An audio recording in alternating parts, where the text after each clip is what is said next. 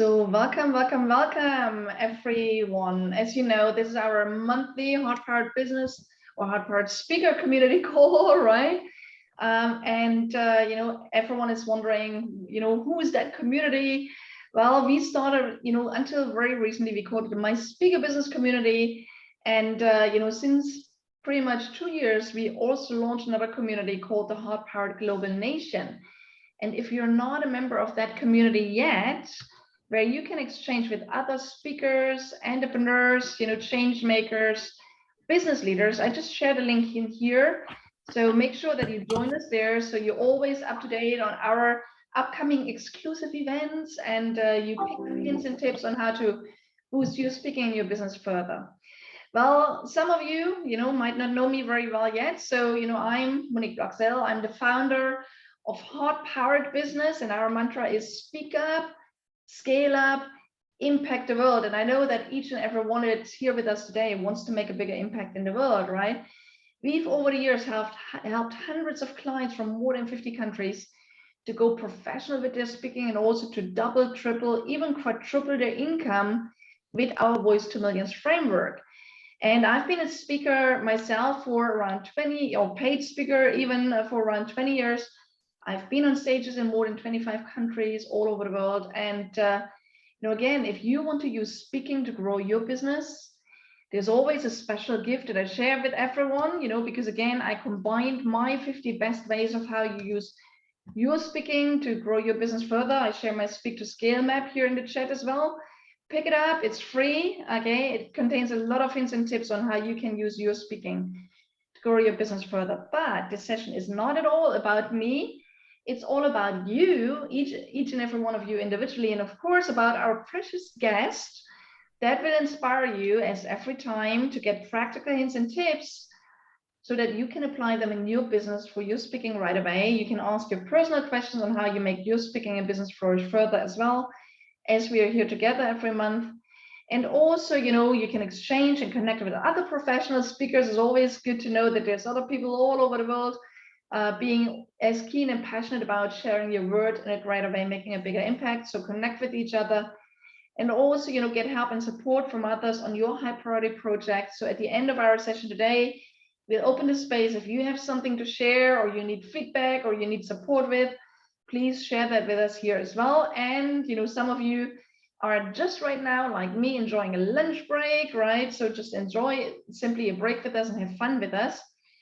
As you always know, we are making these sessions very interactive, so please ask your questions anytime. I know also our guest Diane today loves to hear from you anytime. Questions come up, we make it very interactive. Also mute yourself when you're not speaking, and be aware that when your video is on, this is being recorded. So then you show up when you're speaking, okay? But I know you're a speaker, I know you want to take the stage, also virtual stages, so just want to make you aware of that. So what are we talking about today? Well, every month we choose a precious topic. And this time we thought about, why don't we speak about smart pricing to boost your speaking profits further, right? And I'm sure that you've probably sometimes wondered why even you are prepared to sometimes to pay a premium for something from one company and not from another, right? And in the end, it all lies in engineering your buyer's perception lens before they even see your price. And that's true for speakers too. It's really all about applying smart pricing specific psychology. And today, our guest, she's an expert in that, and she has helped organizations create hundreds of millions in revenue through the psychology of pricing. So today we'll talk about how you audit your own business through your client's perception lens, and how you immediately implement tangible strategies in your pricing and negotiations with clients to elevate their perception of you so that you can effortlessly charge the fees you deserve to get paid, right? So who is our guest? Well, her name in the first place is Diane Lindeman. She has worked at a strategic level with multinationals, blue chip corporates, startups, and also individuals. She teaches proven business strategies and tactics that really work. And she's worked across the public, the private, and nonprofit sectors across the globe, from election campaigns to corporate restructuring programs. And her superpower is really being able to cut through the noise and really get straight to the heart of business strategies and business tactics. She's really passionate about empowering female entrepreneurs, especially to build wealth by sharing her knowledge and expertise. And she teaches them exactly how to grow their business step by step, right? And, here's just one sweet promise that she made. She said, well, after the session, you'll never ever look at pricing in the same way ever again. And with that, Diane, please join me in, wholeheartedly welcoming Diane. It's wonderful to have you. Welcome, welcome, welcome. Thank you so much, Monique. So I wanted to start by saying that my superpower is actually to cause chaos, all right? And that's what I plan on doing a little bit today for you, hopefully. I always say gentle chaos, but really to rock your boat slightly today, in a good way, to have you start to think about pricing, but not actually the physical price, because I never tell anybody what to price, but kind of that perception lens around your pricing. So I hope you're ready to get you know what I mean, to have a little bit of chaos caused in your lives. Monique's like, she's keen. All right, I don't see anybody else keen. Everybody else is putting off their videos. They're like, I don't know if I'm keen. So yeah, so I want to start with a question in actual fact. So when you're putting together your pricing, how do you feel? What emotion comes up for you when I say pricing and when you're sitting down and putting the proposal together? Is it a good emotion? Is it a bad emotion? Well, I can say something about that, Diane, because I love pricing, believe it or not, but I've been a pricing manager for big corporate for 9 years. So, pricing is my thing. I love pricing. And, again, it's not about numbers. It's about what these numbers mean in the end, right? And, but, I'd like to hear from everyone else here. How do you feel when you need to define your prices? Do you feel insecure? Do you have a lot of questions coming up, right? Was it stress? Ananya says self-doubt, a dilemma. And I actually want to just touch on something that Monique said, because I think that's something that I find I work so often with entrepreneurs with, right? Is that it is super easy to set pricing when you are working in a corporate environment, because there is what we call a Chinese wall between you and the price that you're setting. But when you're in your own business, like most of you are, there's no Chinese wall, all right? It's as though you are laying yourself bare in that proposal to put the price down. Because when Monique worked in pricing in the corporate structures, she had no vested interest in what the price was, because whether the client went with her or with the organization or not, all right, she still got her salary. Whereas for many of us, I'm sure most of you, if the client decides to go with somebody else, they're not going with us. And we often struggle to put that, what I call the Chinese wall, between ourselves and our pricing, right? So today, what I'm going to talk to you about is what Monique was saying, is engineering your client's perception lens of your price. And I do have a couple of slides to show, and I will go in and out of the slides.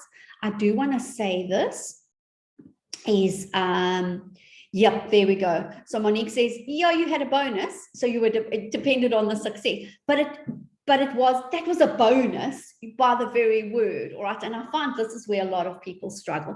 So I am going to share a couple of slides, because there's a couple of things that I want you just to kind of visually look at. I'm going to go in and out of the slides, and let's keep it as interactive as possible, all right? And just unmute yourself and ask any questions. I'm happy to answer anything. So my perception is that you're wanting a business that invites your client to turn left rather than to turn right. And what do I actually mean by that? So we've all been on airplanes, we've all flown, all right? And when we get to the front, we either turn right to economy, or what we would call premium class. So economy, premium class, we're turning right. If we're turning left, we're turning into first class and business class. And just like that, your organization, your business needs to immediately have an invitation for the client to turn right or to turn left. And we have to engineer everything around that perception. Okay.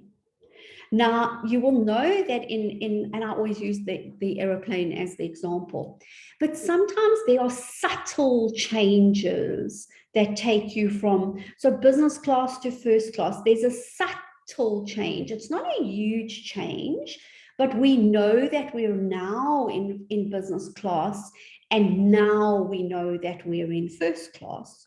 So I want to pause for a moment, and I want you to really think about that. If I land on your business, I want to give you some ideas around an economy class business versus a first class business. And one of the biggest things in an economy class business is that we're in a pricing war in an economy class business. And this does not matter around product, service, or in your speaker, or what you're doing for a business. In an economy class business, we're what I call the race to the bottom. Okay. We are relying on our price to sell us to the client. And that means that if I'm just going to take two people off the screen, okay, if we take Guido and Tino and they're pitching for the same speaking slot and they both have an economy class business, what will happen is price becomes paramount, and I really start to look at the price, all right? And we need to be aware of that. When we're in an economy class business, what we're also doing is we're playing what I call the comparisonitis game.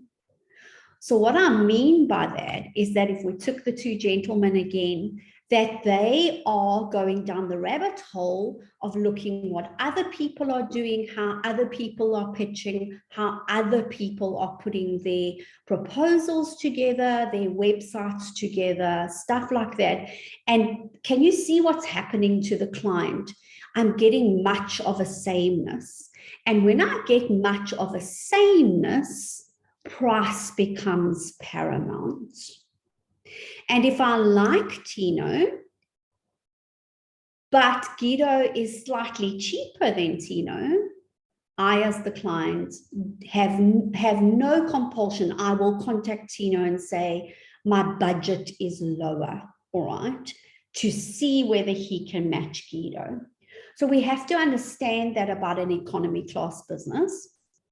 And I always say this to people, it's not as though you have to spend loads of money to upgrade your business, but you've got to understand what perception are you creating out there. The other thing about an economy class business is that we make it hard for clients to pay us. We make it hard for clients to pay us, and we make it hard for clients to potentially, in your world, book you. All right. So we actually, in the economy class business, have clients jumping through hoops, and we lose clients because of that. Now, I'm not saying that you must have a business where a client literally goes on and books you and pays immediately. Certainly not in your business. But we've got to be careful that we're not making it difficult for them to do that. Right. And then we'll move up into a premium class business. And a premium class business is slightly better. A premium class business has a slight little bit of you in it. All right. And we're starting to see your essence come through. And when we're at a premium class business, certainly from throughout the business and from pricing, we can see that you now have a business, right? And then we go to what I call business class. And in business class, you have a brand. But that brand is not unique to you. That brand is a brand, right? And we have to be relatively careful in the fact that, again, we're still not in the comparisonitis realm. And as we're moving up, our pricing is going up, but we're subtly bringing the client into it. But when we have a first class business, in a first class business, We have a brand that is uniquely you. That is what I'm seeing, all right? The essence of Miriam coming through everything, the essence of Susan coming through everything, right? And when I am getting the proposal, because we're talking about pricing, I'm 100% seeing Susan coming through. So can I give you some ideas? Can I give you some real examples of in your kind of world, the things that I would see from a first class? Right. Hi, Charles. Just let me know if you want to ask anything. Okay, if not, I'm just going to mute you. So I want to use an example, right? In a first class business, I understand the clients I want to work with, all right? Fundamentally understand the client that I want to work with. I attract the client that I want to work with. The client feels at home instantly. They are as though they have landed, all right? And the client is no longer worried about price. They're looking at your essence. This maps to what I'm looking for. So I did this experiment a while ago, and I haven't done it today because I've been traveling. But I showcased this over 3 days with people that I was actually working with around pricing. And what happened every day was I subtly matched my clothing to the slides that I was using. And then asked people at the end to rate how professional I was, right? And then shared with them that every single day I'd literally matched to the colors in the presentation. And a lot of them didn't believe me. Do you know what I mean? They kind of took, and then I showed them screenshots, because subtly what I'm saying to you is, this is my essence. This is all of me. This is the way that I am, right? And everything in the brand ties together.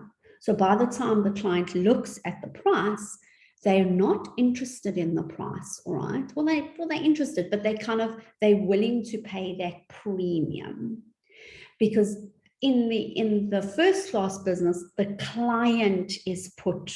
I want to say the client becomes partnering. In the business class business, we put the client first. In the first class business, we're partnering with the client, right? So what I will do, Monique, if you're okay with it, is I will in actual fact share with you, I'll send it through to you, Monique, is a little audit sheet that you can do on your own business, all right? And you can just have a look at your business from those perspectives. And I ask quite a number of questions in there, and then just to take 1 or 2 tweaks and to say, okay, over here, I'm kind of, I'm not so sure what I'm being perceived at. And in this, I'm at the first class business. And then to take that and literally just upgrade, right? Was that helpful? And that's really starting to engineer that perception lens of what people are getting from you. So I'll use an example that's not in the speaker business, but I'll use it from my previous life.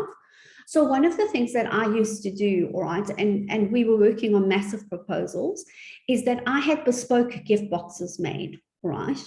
And these gift boxes are what our proposals went into clients. And I was very sneaky, all right, and I did it for a specific reason. And the clients absolutely loved opening these gift boxes, because I did ribbon, I did everything, because subconsciously the message I was sending them was, if I took this much care on my proposal to you, imagine how much care I'm going to take when you work with me, all right? But the sneaky part was then I could go into the client's organizations and see where my actual gift boxes, on whose desks they were, and then I knew who was looking at my proposals and who to target. So yeah, but it's tying it in, all right? And that's really about pricing. I've won stuff again and again and again where I've been far more expensive than anybody else, But because I've managed to engineer the lens to say, I am the most professional, you will be the most comfortable working with me, the client, the price becomes secondary. All right. So I want to pause and ask if there's any questions on that.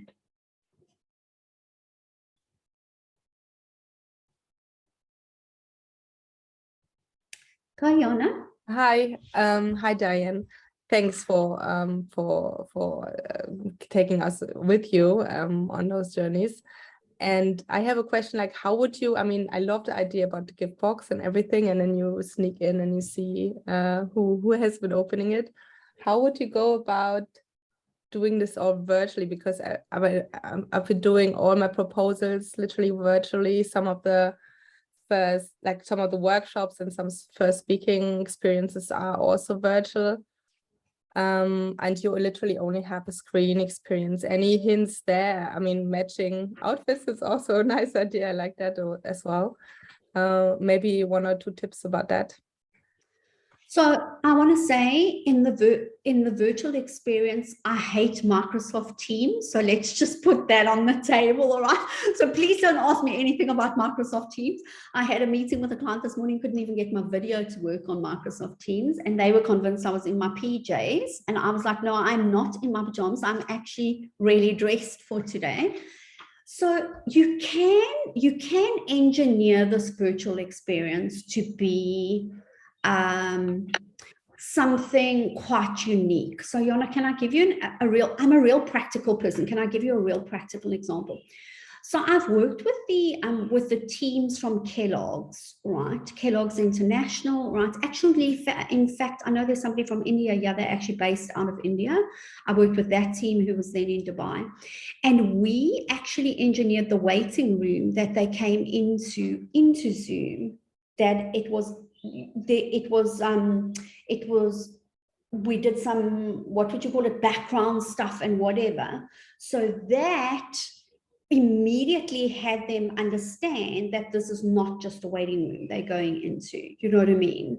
And then as they came in, we gifted each of them something virtually on the screen, because we had created backgrounds, individual backgrounds for each individual person, and then DM them. Can you see how I'm creating the experience straight away? And then using some of the technology within Zoom to do that. On the background, Jonna, I think one of the things that I find certainly works for me in the virtual space is that I create my environment. Do you know what I mean? That the environment that I'm in is not sterile. I have a candle burning at the moment. You know, it's making it the way I would make it if I was sitting in front of the client, the things that I would do.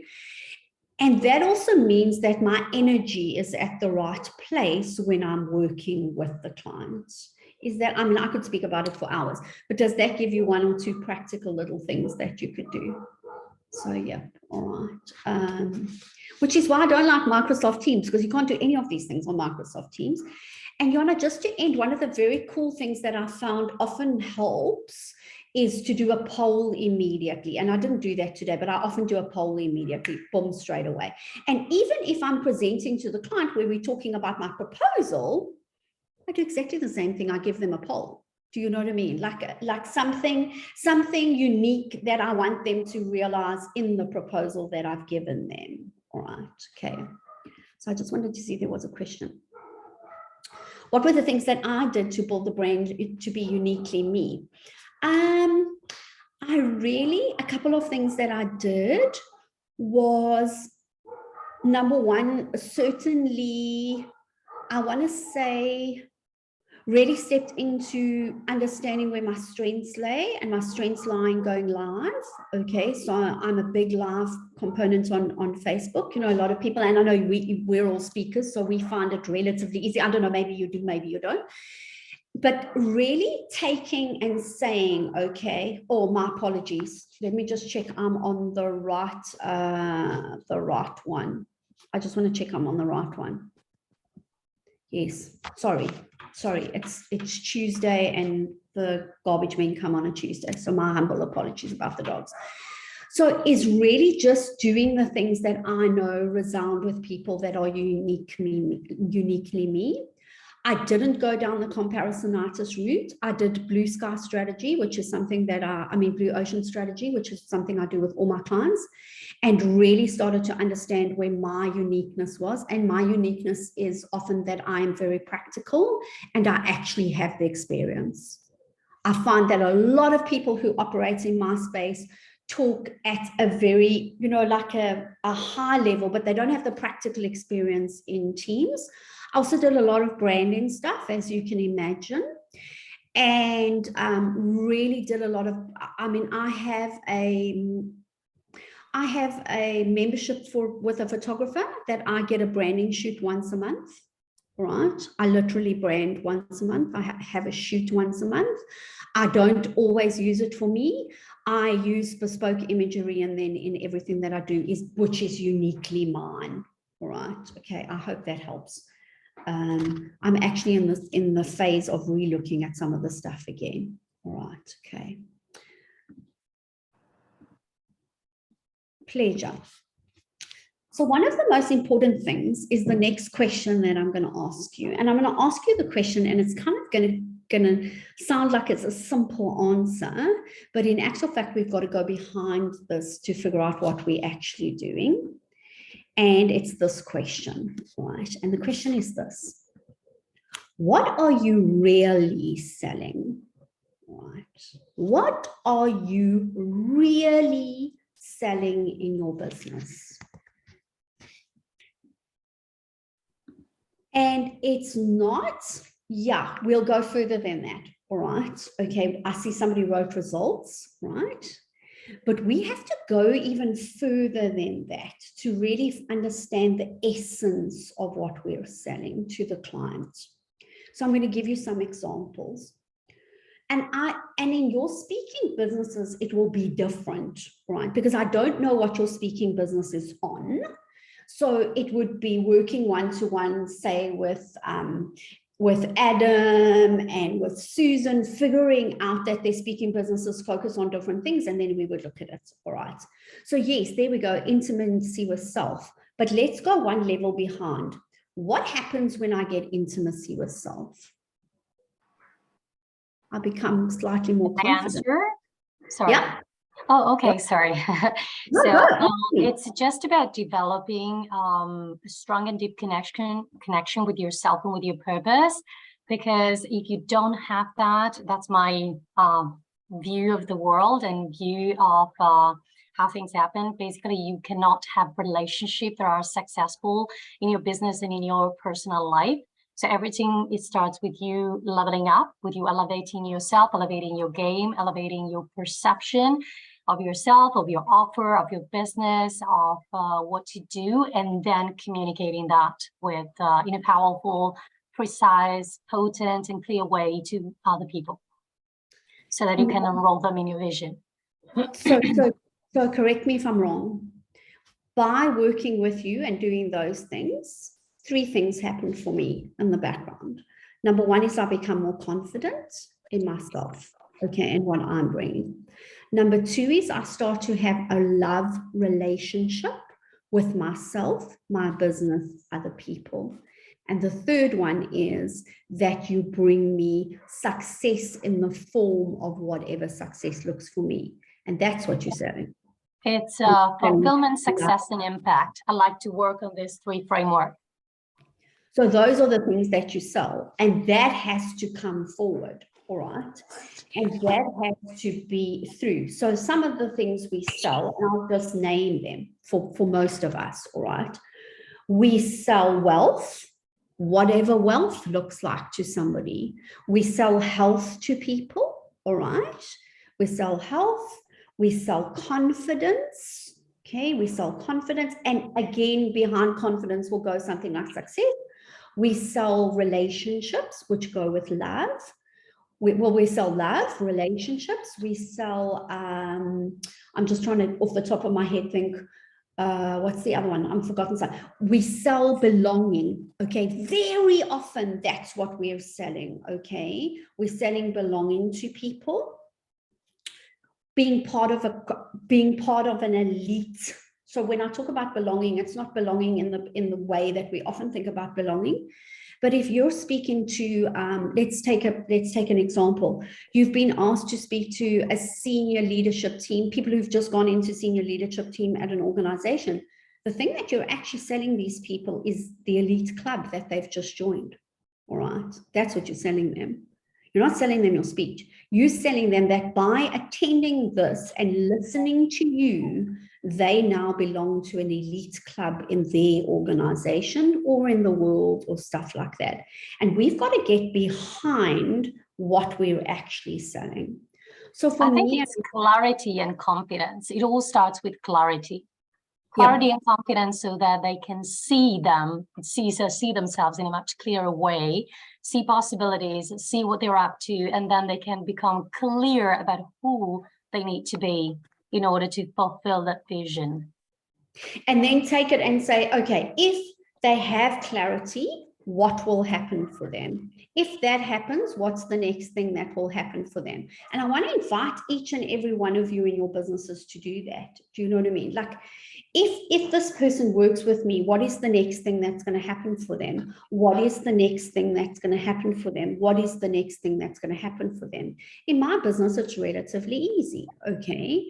Except I sell a lot of those things like you do, you know what I mean? Like I'm selling confidence and stuff. But I sell wealth ultimately, all right? That's what I sell. I'm selling wealth to my clients.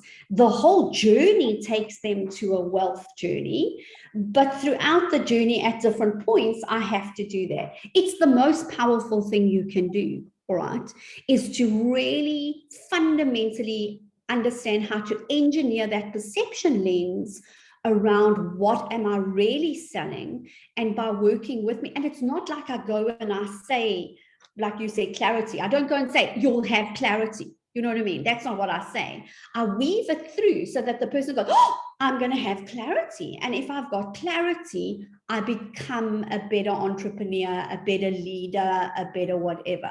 Oh, I need to attend Adam's talk because then I belong to an elite club that I want to belong to, that has an ability to talk about things that other people look at me and go, wow, right? It's super powerful, this. And this is engineered into the first class business. What am I really selling? Okay. Grazie. Okay. Have I made you think, ladies and gents? Absolutely. Because the thing is, this is it. You know what I mean? I always say to people, I'm actually working with somebody next week to put together some pricing calculators, but I've really shied away from telling people what to price. So I'm going to give you an example. Let's take an example. Let's take a real example of somebody I worked with yesterday. Is selling a writing retreat in the UK, right? She has published 150 books, written 15 books herself. And I'm like, but what are you selling? And she's like, I don't know what I'm selling them. I'm selling them coming on the weekend and having their book. I'm like, no, sorry, I swear very badly. I'm like, no, bullshit, you're not selling them that, okay? That is not what you're selling them. You're selling them wealth, all right? Because you're showing them your journey over the weekend to where they are. So we've re-engineered the entire sales page that she's sharing more of her journey, which she didn't feel comfortable about doing. I'm like, no, but that's what you're really selling. You're selling your journey and saying, come with me on my journey, and then I will introduce you. All right, okay. So are you ready to answer one or two questions for me on a slide? Let's get into what I call biohacking, okay? And this is a relatively new concept. I don't know, has anybody heard of neuromarketing? So obviously there's not a lot of people that work in neuromarketing. The lady, I don't know how to say your name, you'd have to help me, all right? But this is engineering the lens. Do you know what I mean? Like before I even get there, then I'm biohacking you. So what happens is we land on an initial piece of information, all right? And we have to engineer that initial piece of information that they're landing on. So if we take the example that I gave you around the, hi Stacey, around the box, you know, the gift box that I used, I was biohacking them, okay? I was literally getting them to anchor to that first piece of information, which is what I wanted them to anchor to, that, oh my goodness, these people took such care in this proposal, right? Little did they know that half the time we were wrapping it in the car and running in with it unhard, you know, and that doesn't matter. We'd engineered it. Stacey, do you have a question? Or did you just accidentally come off mute? Okay, so I want to know from you, let's do the one on the left of your screen, the silver one. What's a fair price for that paper clip? Put it in the comments for me. What's a fair price that you would pay if you were buying that paper clip for your business?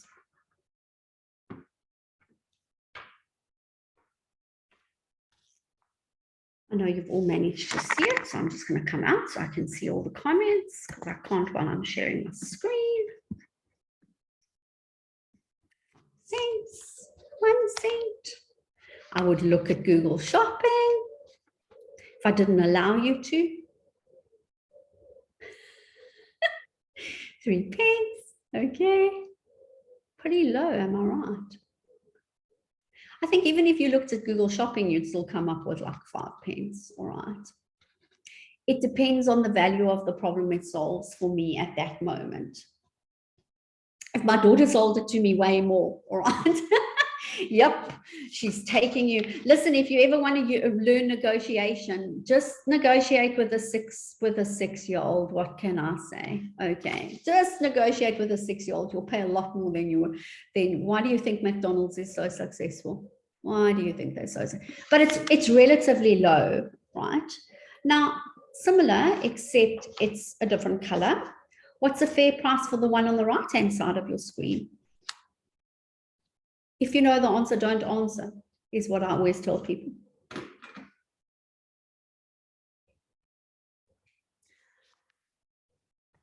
But prettier, isn't it? A little bit prettier.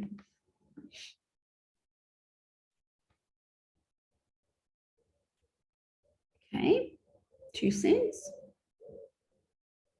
Now it's quite interesting because sometimes what happens is that this one actually comes out that people go, oh, actually I prefer the silver one. Do you know what I mean? Like, that works better for me. But it's quite low, isn't it?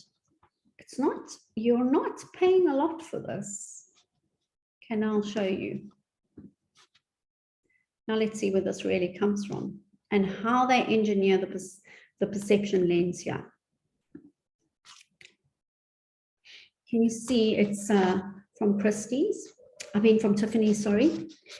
It's $1,500. It's not called a paper clip, it's called a bookmark, right?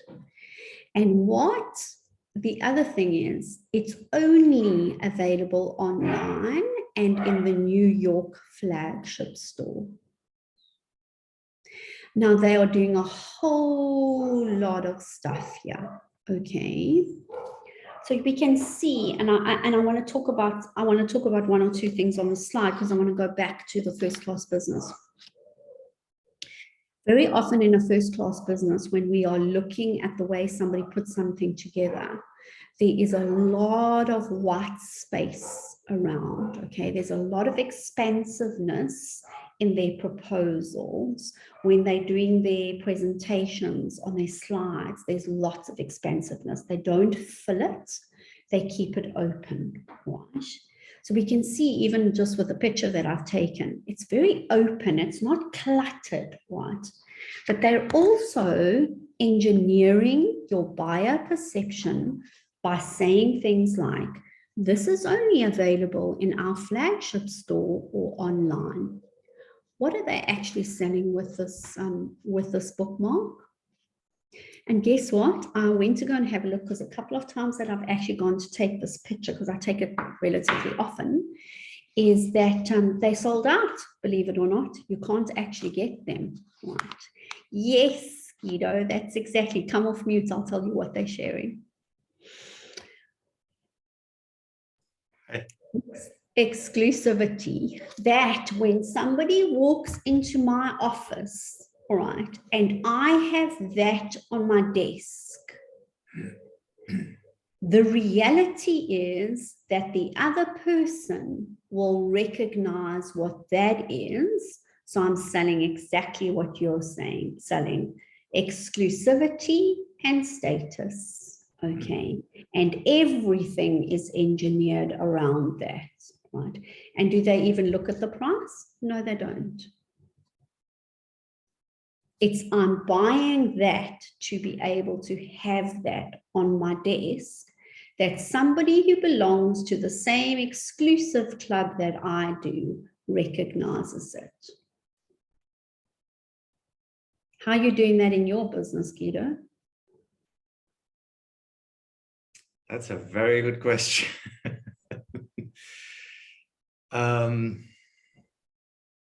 Pricing.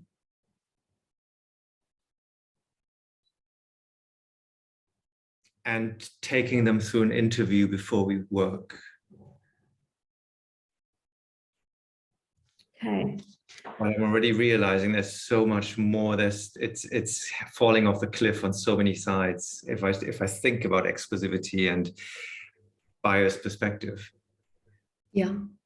So yes, those are good, all right, but we have to go further than those. We have to in that interview, it's got to be an experience for them when they're in the interview already. So when they're interviewing somebody else, they're not even listening to the other person because you've already got them. Because remember what I said in the beginning, it's often not about the price, all right? Yeah. We think it's about the price, but it's not.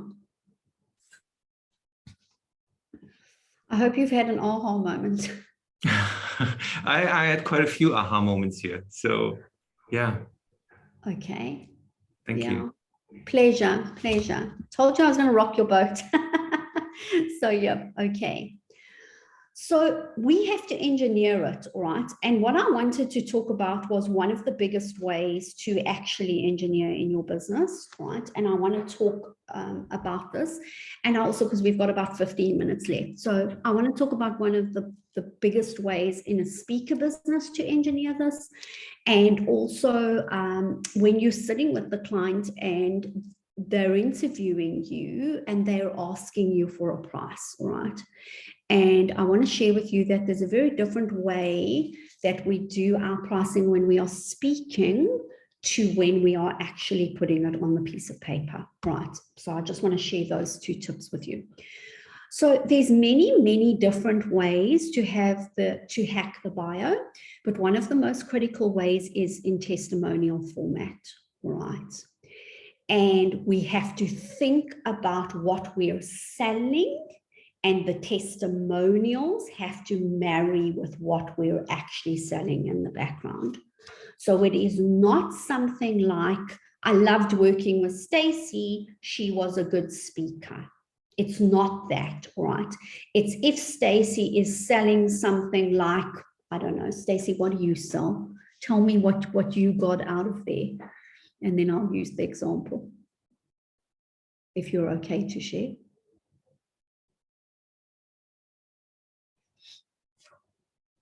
So I'm going to go back to the beginning and say, remember what I said to you, I'm a chaos causer, I cause chaos, all right? So I have testimonials that will say that we got Diane into our organization and we were rocked within the first hour.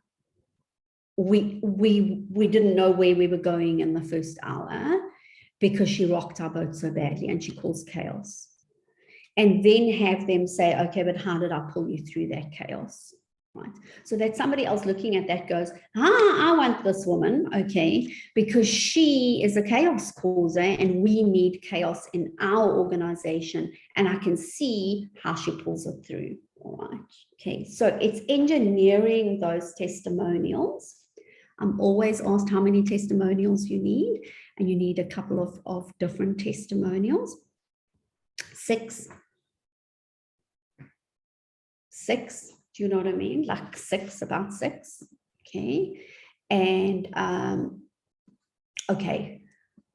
That's cool, Stace. I'm going to come back to you now if you're all right. About 6. So we're definitely moving away from where we need 100 testimonials. All right. Okay. Because that is, some of them, they look a bit cheesy and they look a bit fake. Do you know what I mean? But we want 6, but we want the 6 to be different. And I spend a lot of time with people figuring out how to ask and how to put them together. So Stacey, if we go and look at disruptive marketing, all right, you're selling chaos, girlfriend. That's actually what you're selling. You're selling very similar to me, okay? And you're selling niche, do you know what I mean? You're selling ahead of the pack, which is success, which is wealth, right? And that's what you want to put in something like the testimonial. She took us to the next level in our marketing. Our competition was left behind. Her speech had the light bulbs moments going on. All right. So that's another way that we're engineering the buyer's lens. Was that helpful? Adam, give me a thumbs up if that was helpful. And I hope you can't hear the dog anymore. All right. Okay. So we have to, there's many different ways, but remember the client wants safety. All right. That's what's happening in the client's head. They want safety, and testimonials make them feel safe.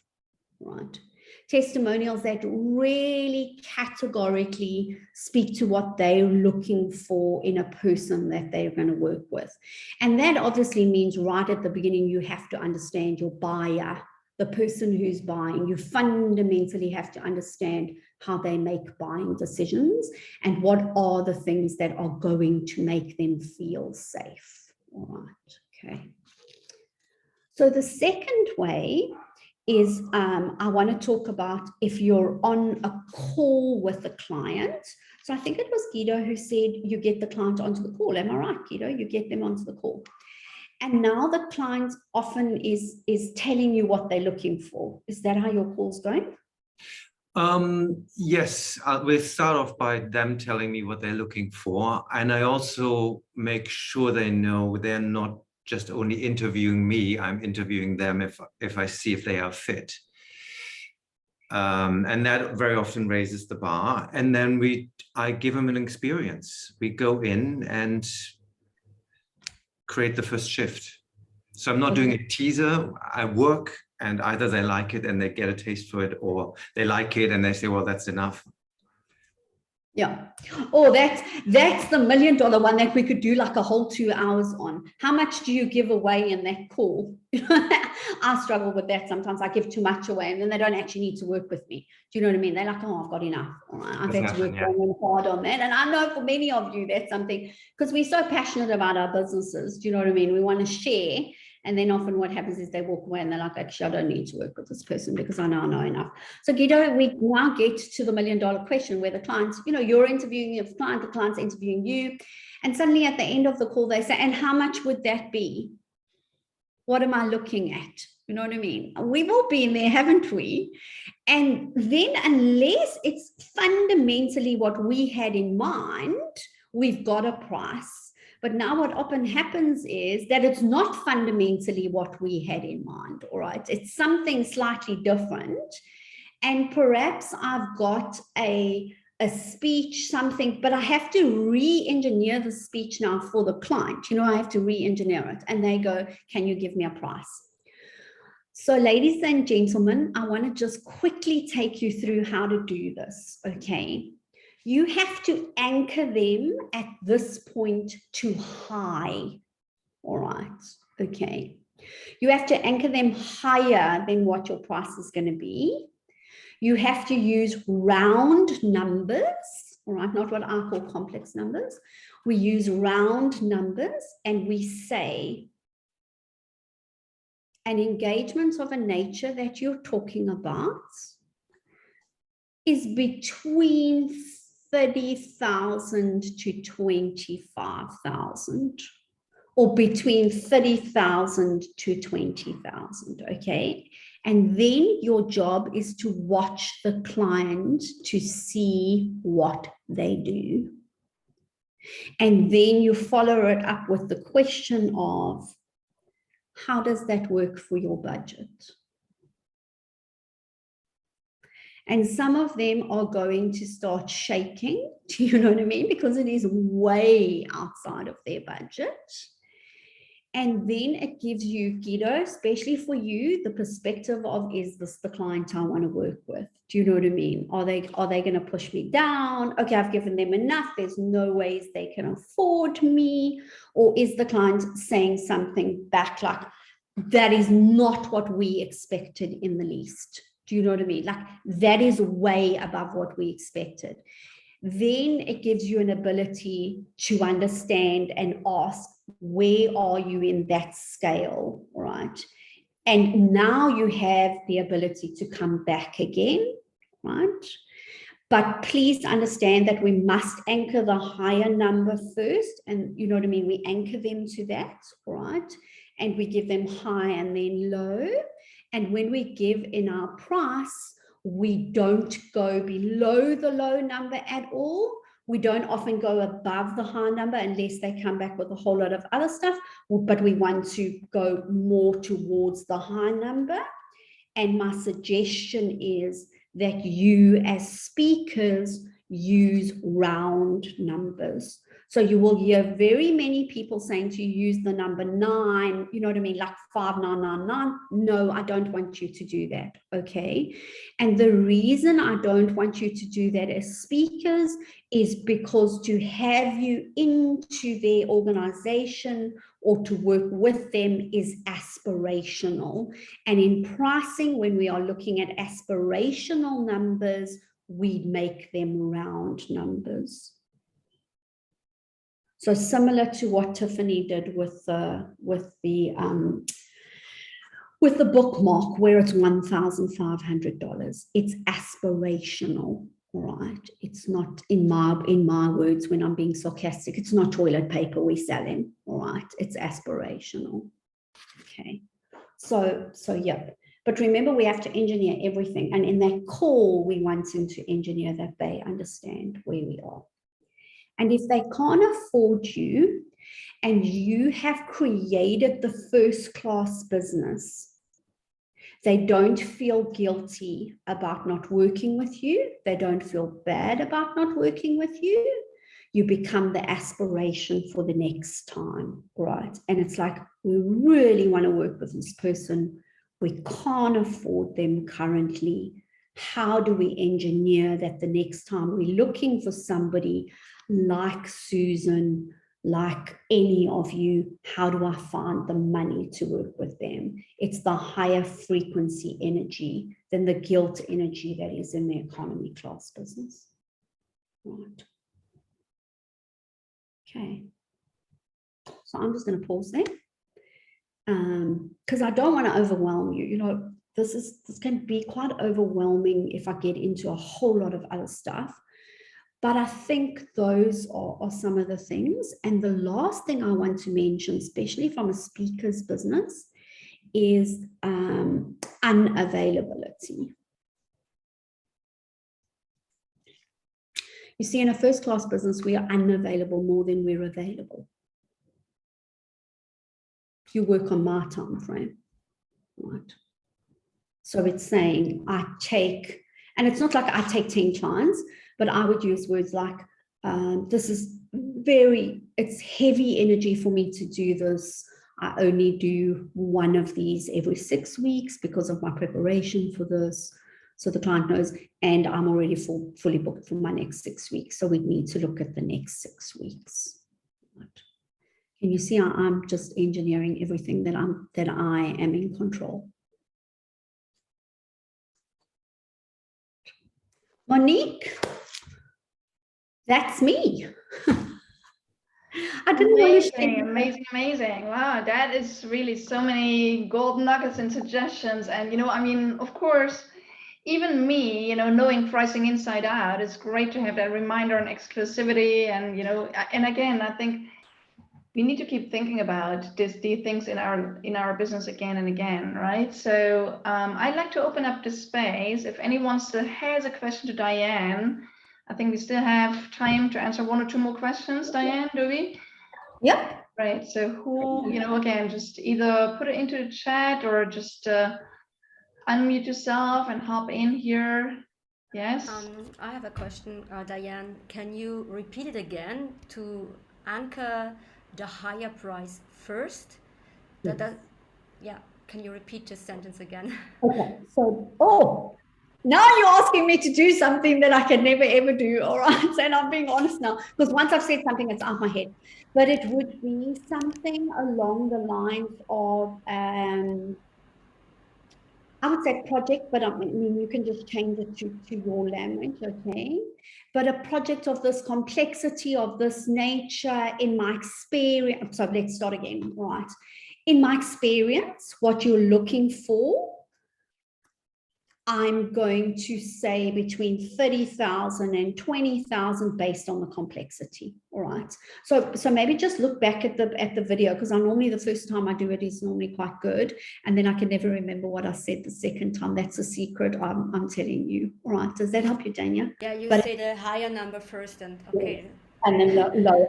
But always use the words. In my experience, what you're looking for, or when I've worked with clients who need this from me, all right, that I've done this work for, I find that the range of the budget is from high to low, because the challenge if you go from low to high is you've anchored them to the lower number, and when you come in higher, they're going to argue with you, because all they remember is the first number you say. They don't remember the second one.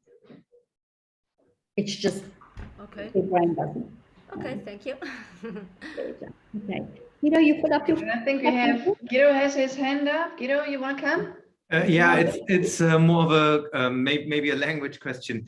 What do you mean by aspirational numbers? Numbers are aspirational. Okay, so when we're looking at something, we're saying, is this, in simplistic English, is this a want or a need? Okay, is it something that I need to have to operate, or is it a want? Is it something that I aspire to get, the want? You're working in the spaces you're working in, it's always going to be aspirational. It's often not something you think they need it, all right?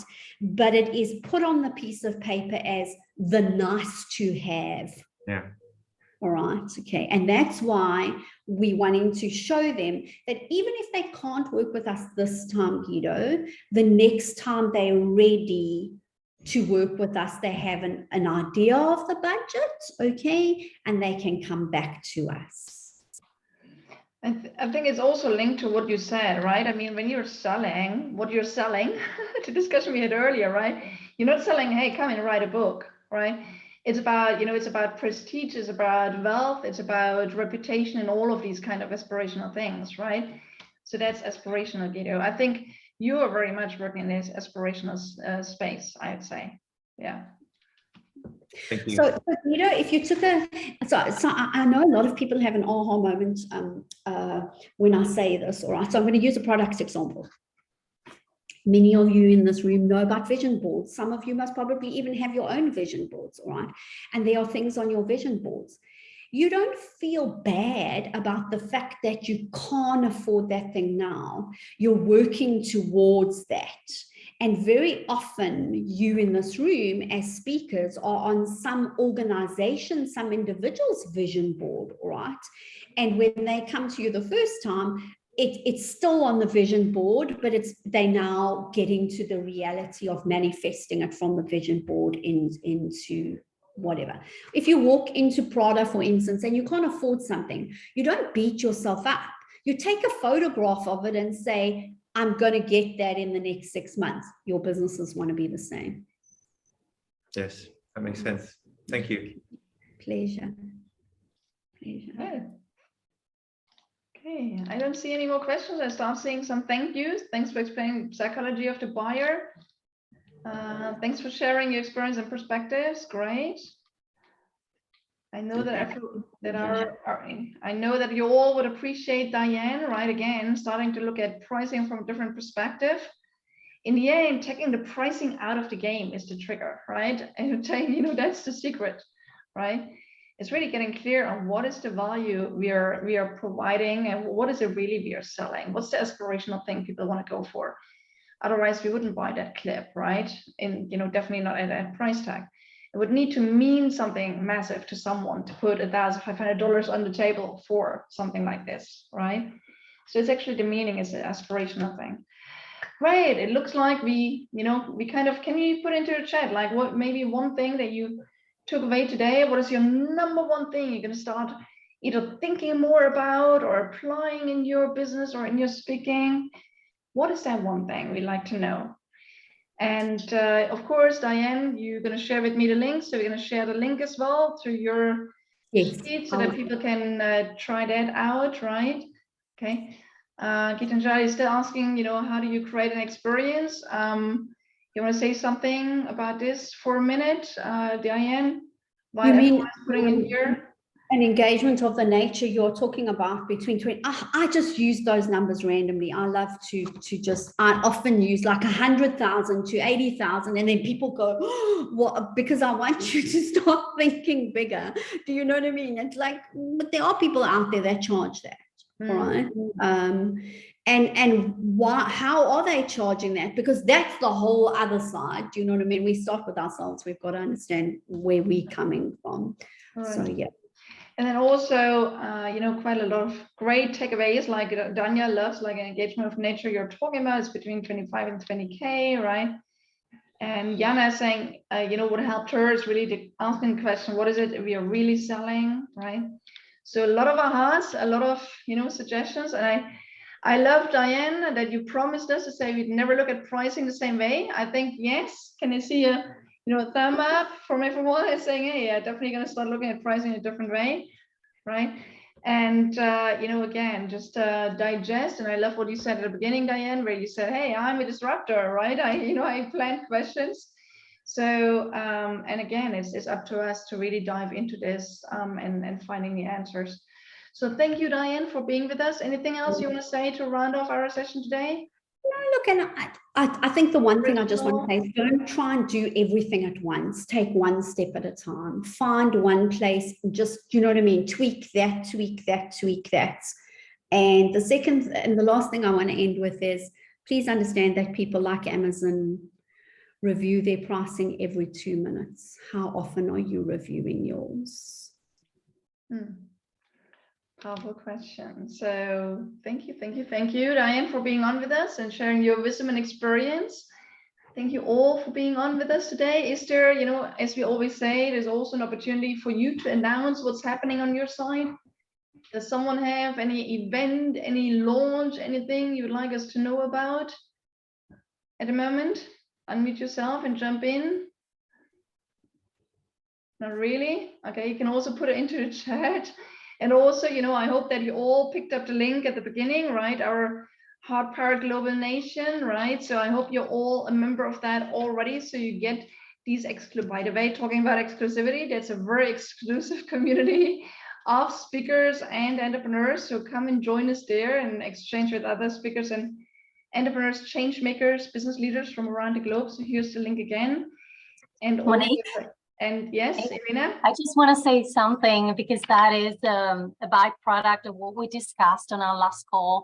And so thank you for this. I'm gonna host leadership masterclasses soon about owning your voice, owning your impact.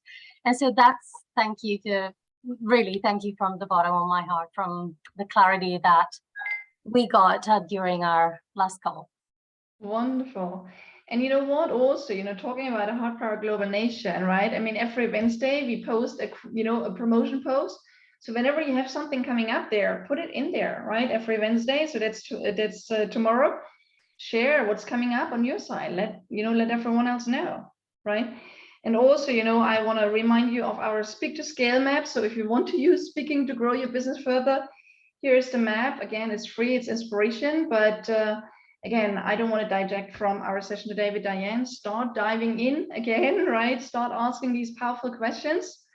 And, you know, again, share with us what your takeaways in the community. And yeah, and also, as you know, we have these heart-powered speaking community calls every month. However, always in August and December, we take a break.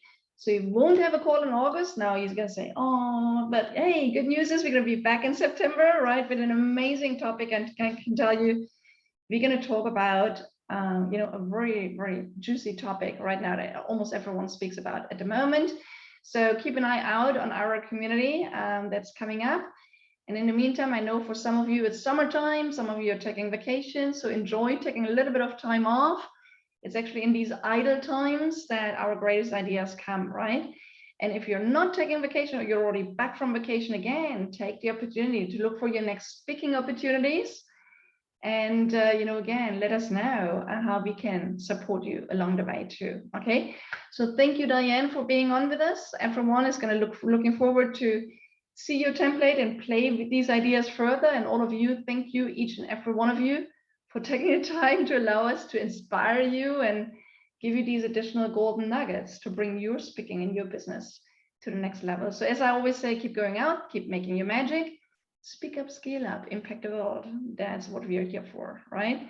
So all of you have an amazing day, and we'll be back in touch on the speaking community call in September and in the community in the meantime. So have an amazing time until then. Thanks, everyone. Thank you, everyone. Bye.